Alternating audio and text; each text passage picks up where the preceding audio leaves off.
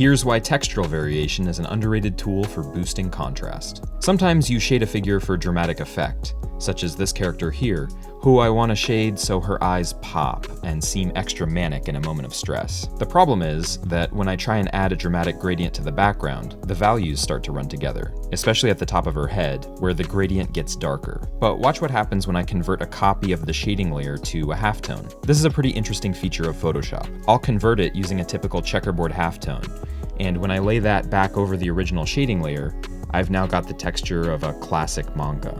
Now I'll convert the background to a halftone, but this time I'll use lines instead of dots.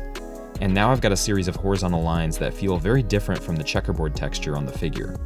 In fact, when I turn off the line art layer, you can see how much the lines and dots contrast from each other, even though from a distance, they create roughly the same shades of gray.